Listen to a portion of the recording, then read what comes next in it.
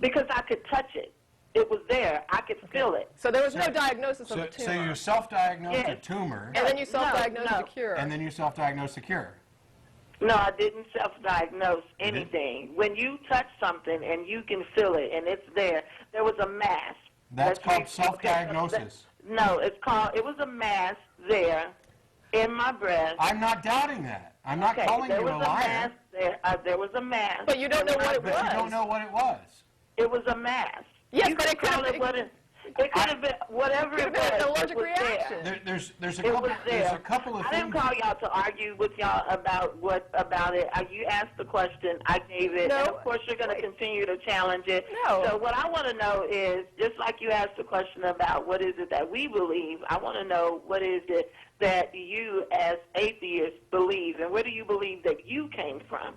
I came from my parents. Right. I agree with your earlier statement that I came from my parents. You came from your parents, and where did your parents come from? Where does the existence of human beings tie back to? Where does it go back to? We're not completely sure about the exact process that took place. My point exactly, and that's all I wanted to hear you say. Sure. Well, if all you want to hear. Because you're claiming that you know. No. I'm not challenging something I'm not sure about. You asked where humans came from originally. You said you're not sure. And I am happy to say that we don't have a good answer. We don't have a good explanation of what sort of abiogenesis occurred. And however, that's because you believe that the Bible is not true. Please, would you let me talk a minute? Yes, however, go ahead. I'm not coming on the show saying, we don't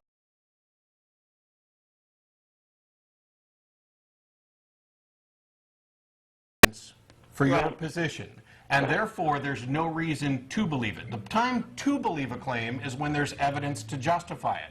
And when you come on to talk about a mass, first of all, we don't know what kind of mass because you self-diagnosed. There are people who have, I hate to tell you, you say this couldn't happen, there are people who have masses and they go away. There are people who have cancer and it goes into remission. These things happen. They are statistical realities. Because our bodies have the ability, because God created them. Okay, well, you're done. Bye. I mean, if the best you can do is to say, I know God did it, and then when I explain that these things happen normally, naturally, statistically, there's good medical evidence for it, and then you say, well, that's because God made us with the ability to heal ourselves. Okay. I mean, if you just keep pushing it back one step,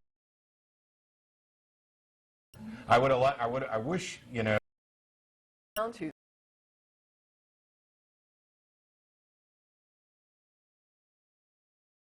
that's what it boils down to. The entire basis of the belief is supernatural things that occur, and then she gave the example of one that she was sure about from several years ago, she said. So I assume this was a significant incident in her mind to remember it several years later and think that it was a supernatural cure. And then to say, I had this lump and it went away. Well, I go out in my yard every night and we have something called mosquitoes. And I come in with lumps, and guess what? Tomorrow they go away. Well, I've had fatty deposits before that go away.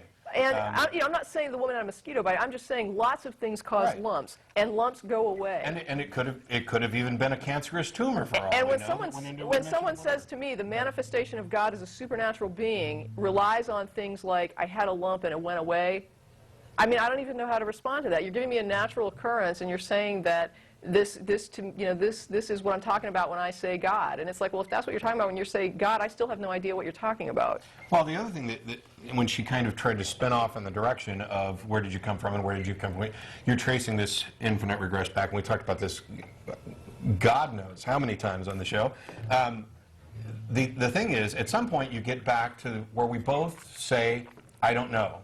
And the difference is, and you supposedly called in just to hear me say I don't know, the difference is I say I don't know, and I don't have a particular belief about how it occurred, yet you do.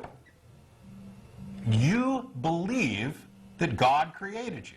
And I want to know, where's your evidence for that? Right, I mean, what reason do you have for believing that? Because if I'm sitting here saying, I don't know how necessarily life got started, we have some good scientific ideas, we may be closer to finding out what happened or what likely happened, but I don't have a belief.